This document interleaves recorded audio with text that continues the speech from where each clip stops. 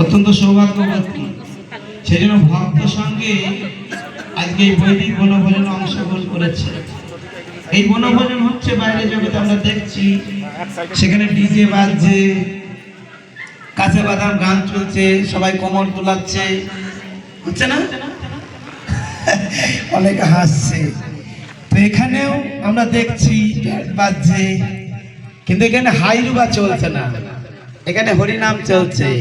হরে কৃষ্ণ কৃষ্ণ কৃষ্ণ হরে হরে, হরে রাম রাম রাম হরে হরে। এটা হচ্ছে পার্থক্য। জাগতিক মানুষ তারা জগন্নাথের পাদপদ্মকে পরিত্যাগ করে তার আশ্রয়কে ছেড়ে বিভিন্ন কর্ম করছে, কিন্তু শিল প্রভুপাদের মতন বৈষ্ণবের কৃপায় আজ আমার মতন বদ্ধজীব সাধু সঙ্গকে অবলম্বন করে কৃষ্ণকে কেন্দ্র করে কর্ম করছে।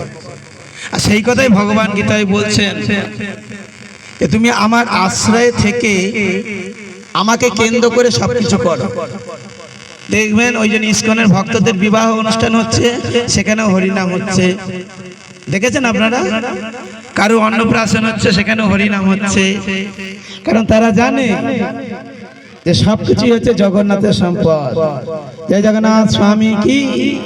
এটা আমার বিচার না, সৃষ্টির আদিজি ব্রহ্মা বলে রেখেছে। ব্রহ্মা ঈশ্বর পরম কৃষ্ণ সচ্চিদানন্দ বিগ্রহ অনাদিরাদি গোবিন্দ সর্বকারণ কারণ। এটা ভক্তরা জানে যা কিছু সংসারে ঘটছে ঘটবে তার কারণ হচ্ছে অনাদিরাদি গোবিন্দ, জগন্নাথের ইশারায় চলছে। জগতের না তার ইশারায় সংসারে সবকিছু চলছে, এটা ভক্ত জানে। সেজন্য ভক্ত